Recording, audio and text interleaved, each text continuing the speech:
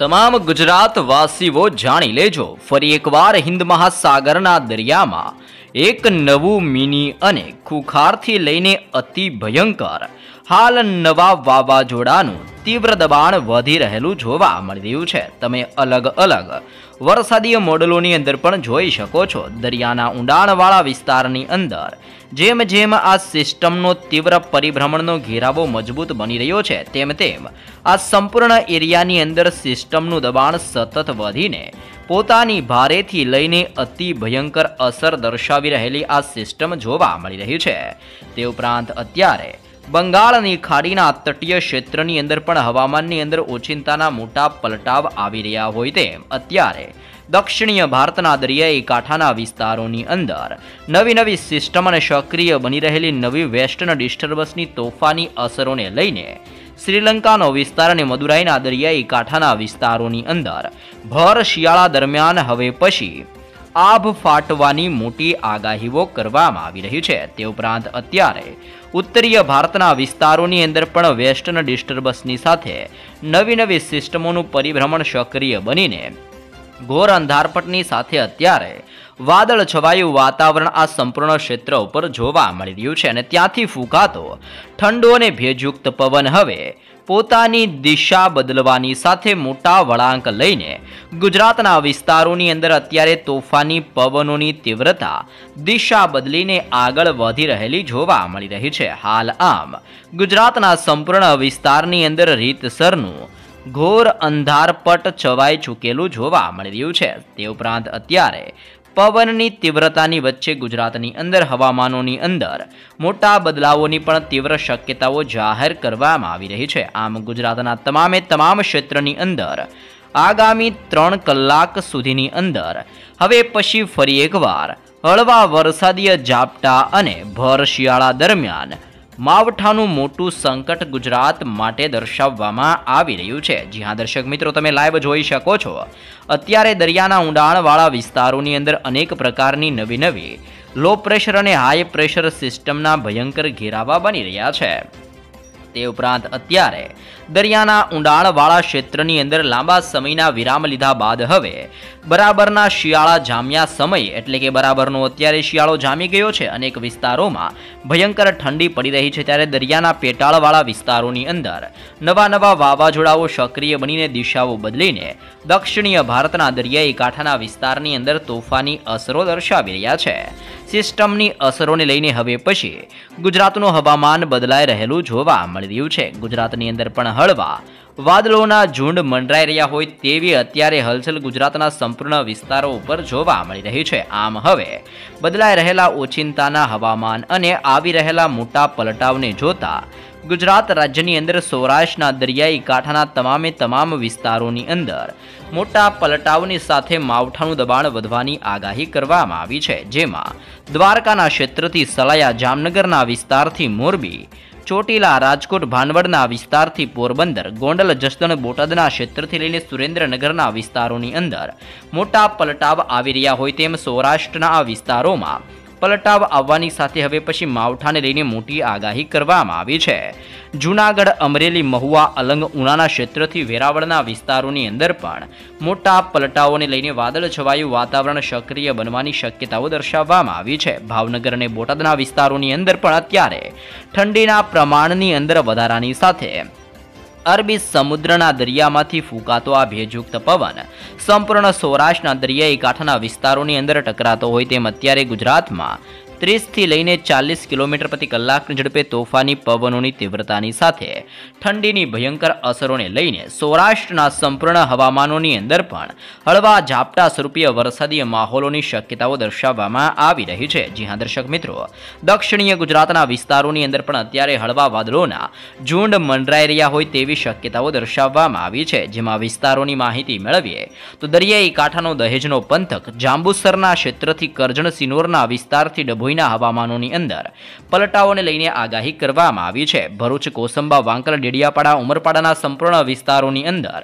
મોટા બદલાવો આવી રહ્યા છે. વ્યારા, બારડોલી, સુરત, નવસારી, બિલીમોરાના ક્ષેત્રથી લઈને વણસાડા અને આહવાના પંથકોની અંદર પણ મોટા પલટાવ આવી રહ્યા હોય તેમ દક્ષિણીય ગુજરાતના સંપૂર્ણ હવામાનોની અંદર આગામી 3 કલાકથી લઈને હવે 6 કલાકની અંદર મોટા પલટાવ આવતા હોય તેમ દક્ષિણીય ગુજરાતના વિસ્તારોની અંદર પણ ફરી એકવાર વાદળોના ઝુંડ ઘેરાવાને લઈને તીવ્ર અને નવી શક્યતાઓ દર્શાવવામાં આવી રહી છે. જોકે મધ્ય ગુજરાતના જિલ્લાઓની અંદર અત્યારે ડબલ ઋતુનો અહેસાસ સક્રિય બની રહ્યો હોય તેવો અહેસાસ જોવા મળી રહ્યો છે, જેમાં અહેમદાબાદ, ધોળકા, નડિયાદ, ખંભાત, વડોદરા સાથે દાહોદ, છોટાઉદેપુર, ગોધરા, લુણાવાડા, બોડેલી, ખેડા, પંચમહાલ અને મહીસાગરના વિસ્તારની અંદર બપોર દરમિયાન હળવી ગરમીનો અહેસાસ થઈ રહ્યો છે.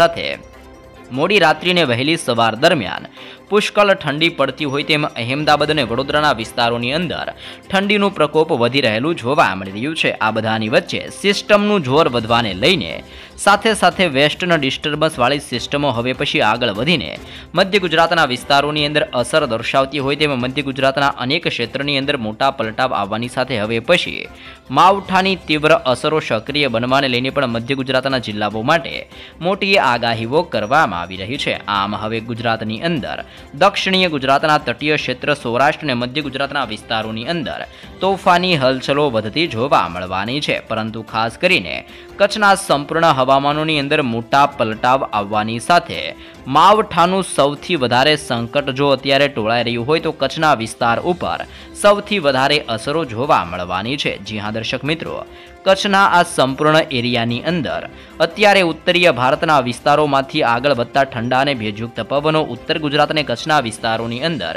પોતાની સૌથી ભયંકર અને સૌથી વધારે અસરો દર્શાવી રહેલી સિસ્ટમો જોવા મળી રહી છે, જેને લઈને કચ્છના હવામાનની અંદર વેસ્ટર્ન ડિસ્ટર્બન્સ અને ઠંડા પવનોની અસરોને લઈને ગાંધીધામ, રાપર, નળિયા, ખાવડ, બારડોલી, લખપતના ક્ષેત્રની અંદર માંડવીના વિસ્તારોની અંદર પણ મોટા પલટાવ આવી રહ્યા હોય તેમ અત્યારે કચ્છના સંપૂર્ણ હવામાનોની અંદર મોટા પલટાવોની સાથે કચ્છની અંદર હવે પછી હળવા માવઠા વરસવાને લઈને મોટી આગાહી કચ્છ માટે દર્શાવવામાં આવી રહી છે.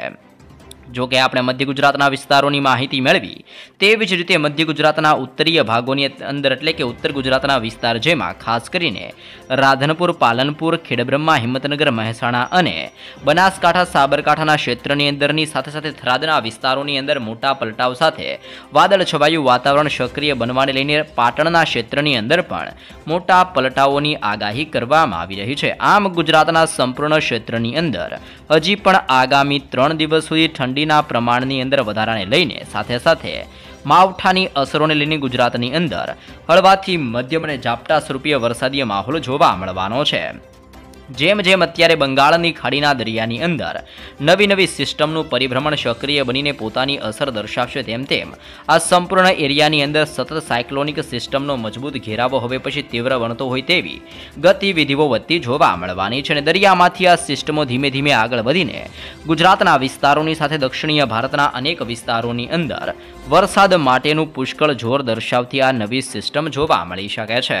દર્શક મિત્રો, વર્લ્ડ મેટાલોજિકલ ઓર્ગેનાઇઝેશન દ્વારા હવે પછી અનેક વિસ્તારોમાં મોટા પલટાઓને લઈને આગાહી કરવામાં આવી રહી છે. તમે જોઈ શકો છો બંગાળની ખાડીના દરિયાની અંદર હવે પછી અપર એર સાયક્લોનિક સર્ક્યુલેશન સક્રિય બનવાને લઈને મોટી શક્યતાઓ દર્શાવવામાં આવી રહી છે. અત્યારે બંગાળની ખાડીના આ સંપૂર્ણ વિસ્તારની અંદર નવું યુસીએ સક્રિય બની રહેલું જોવા મળી રહ્યું છે અને સિસ્ટમ સક્રિય થવાની સાથે આ સિસ્ટમની અંદર પોતાનો ઘેરાવો મજબૂત બનાવીને બંગાળની ખાડીના વિસ્તારમાંથી ધીમે હવે દક્ષિણીય ભારતના તટીય વિસ્તારોની અંદર આ સિસ્ટમ આગળ વધવાને લઈને મોટી શક્યતાઓ દર્શાવવામાં આવી રહી છે. અહીંયા તમે જોઈ શકો છો બંગાળની ખાડીના દરિયામાં અપર એર સાયક્લોનિક સિસ્ટમ સક્રિય બનવાની સાથે શ્રીલંકાના દરિયાઈ કાંઠાના અનેક ક્ષેત્રની અંદર અત્યારે સિસ્ટમનું દબાણ વધતું હોય તેમ 3.1 કિલોમીટરના એરિયાની અંદર અત્યારે તોફાન સક્રિય બની રહેલું જોવા મળી રહ્યું છે. આમ અત્યારે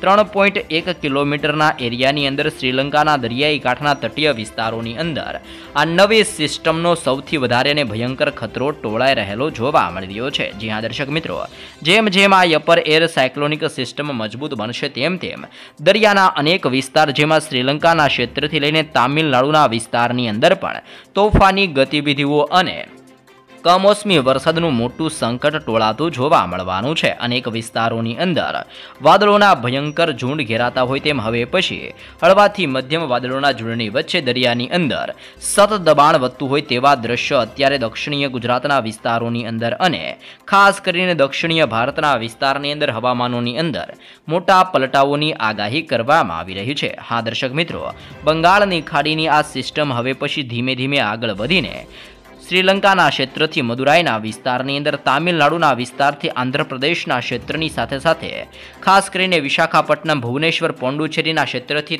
તામિલનાડુ, કેરળના વિસ્તારની અંદર મોટા પલટાવ લાવતી હોય તેમ સિસ્ટમ હવે પોતાની ભયંકર અસરો દર્શાવતી જોવા મળવાની છે. જેની સાથે સાથે અરબી સમુદ્રના તટીય વિસ્તારોની અંદર પણ તોફાની પવનનું જોર વધતું જોવા મળવાનું છે. દરિયાઈ કાંઠાના અનેક વિસ્તારોની અંદર હળવાથી મધ્યમ વાદળોના ઝુંડ ઘેરાવા અંગે પણ મોટી શક્યતાઓ જાહેર કરવા આવી રહી છે. અને અત્યારે તમે અહીંયા લાઈવ પણ સિસ્ટમનો ઘેરાવો જોઈ શકો છો. આ સંપૂર્ણ એરિયાની અંદર સિસ્ટમનું દબાણ વધવાની સાથે લાંબા સમયના વિરામ બાદ હવે પછી નવી ગતિવિધિ અને દરિયાના ઊંડાણવાળા વિસ્તારની અંદર પવનની તીવ્રતાની અંદર વધારા થવાની પણ મોટી શક્યતાઓ આ સંપૂર્ણ વિસ્તારો માટે દર્શાવવામાં આવી રહી છે.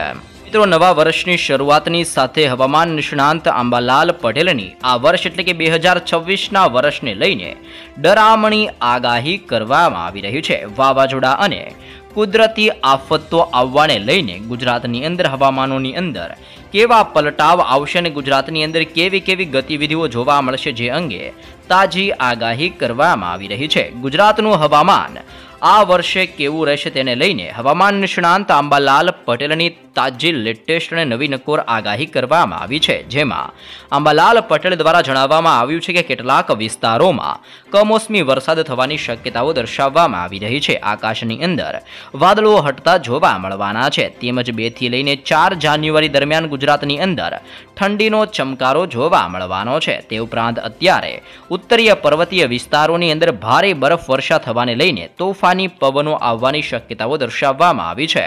ઉત્તર ગુજરાતના વિસ્તારની અંદર શીત લહેરના કારણે ગુજરાતની અંદર હજી પણ ઠંડી વધવાને લઈને પણ નવી આગાહી દર્શાવવામાં આવી રહી છે. તે ઉપરાંત 4 જાન્યુઆરી બાદ હવે પછી આ નબળો પશ્ચિમી વિક્ષેપ આવશે, જેને લઈને ઠંડીની અંદર હવે પછી ધીમે વધારો જોવા મળવાનો છે. તે ઉપરાંત 11 જાન્યુઆરીથી ઠંડા પવનો ફૂંકાશે, જેના કારણે હાડ થીજવતી ઠંડી પડતી હોય તેવા દ્રશ્યો જોવા મળવાના છે. ઉત્તર ગુજરાત, મધ્ય ગુજરાત, જૂનાગઢ, રાજકોટ, મોરબી, સુરેન્દ્રનગરના વિસ્તારની અંદર ઠંડીનો ચમકારો જોવા મળવાનો છે. કચ્છના નળિયાના વિસ્તારની અંદર પણ પવનોની તીવ્રતાની અંદર વધારો જોવા મળી શકે છે અને કચ્છની અંદર નળિયાના ક્ષેત્રની અંદર 10 ડિગ્રી કરતાં પણ નીચું તાપમાન જવાને લઈને મોટી શક્યતાઓ દર્શાવવામાં આવી રહી છે. તે ઉપરાંત આવનાર ઉત્તરાયણના તહેવારો દરમિયાન પણ રાજ્યની અંદર વાતાવરણ સારું રહેશે અને જેના કારણે સાનુકૂળ પવન એટલે કે સારો પવન રહેવાની શક્યતાઓ દર્શાવવામાં આવી રહી છે. જી હા દર્શક મિત્રો, પવનની તીવ્રતા 5 થી લઈને 6 કિલોમીટર પ્રતિ કલાકની ઝડપે રહેવાની પણ અત્યારે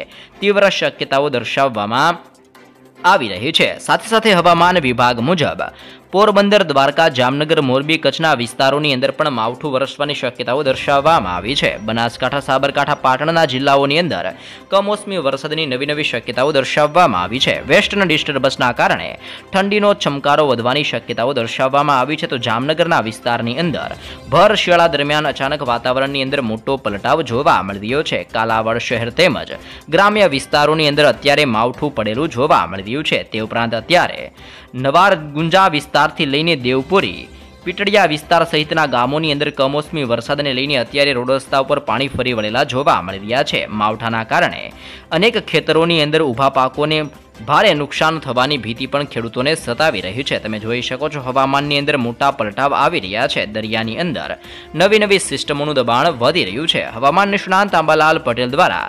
2024ની અંદર શનિ અને મીન રાશિની અંદર હવે મીન રાશિની અંદર પ્રવેશ કરશે, તેનો પ્રભાવ હવે સમગ્ર વૈશ્વિક સ્તરે જોવા મળવાનો છે. જેના કારણે વૈશ્વિક સ્તરે આગ અકસ્માત ઘટના બનવાની શક્યતાઓ દર્શાવવામાં આવી રહી છે. જેમ કે દેશ દુનિયાની અંદર વાવાઝોડાની સમસ્યાઓની અંદર વધારો જોવા મળવાનો છે. અને હવે પછી 2024ની અંદર મીન રાશિની અંદર શનિના પ્રભાવને લઈને એવું પણ માનવામાં આવે છે કે કેટલાક દેશોની અંદર પૂર અને પ્રાકૃતિક આપત્તિઓનો પણ સંકેતો દર્શાવવામાં આવી રહ્યો છે. આમ 2026ના વર્ષની અંદર એટલે કે આ શરૂ થઈ ગયેલા નવા વર્ષની અંદર પણ નવી નવી આપત્તિઓ આવતી જોવા મળવાની છે. જી હા દર્શક મિત્રો, આ વર્ષે ઘણી કુદરતી આફતો આવવાને લઈને આગાહીઓ કરવામાં આવી છે, જેમાં જ્વાળામુખી ફાટતી જોવા મળી શકે છે, વાદળો ફાટવા, વિનાશક ભૂકંપો આવવા અને આબોહવા પરિવર્તનના કારણે માવઠા જેવા ઘણા સંકેતો અંબાલાલ પટેલ દ્વારા દર્શાવવામાં આવી રહ્યા છે. સાથે સાથે બાબા વેંગાએ આગાહી કરી છે કે પૃથ્વી ઉપર લગભગ 7 થી 8% જમીન આ પ્રકારની અંદર કુદરતી આફતની અંદર કટોકટીથી પ્રભાવિત થઈ શકે છે. એટલે કે મોટા ભાગના જમીની વિસ્તારોની અંદર કુદરતી આફતોને લઈને હવે પછી જમીની વિસ્તારોની અંદર પણ હવે ઘટાડો જોવા મળી શકે છે તેવી પણ નવી આગાહી બાબા વેંગા દ્વારા દર્શાવવામાં આવી રહી છે.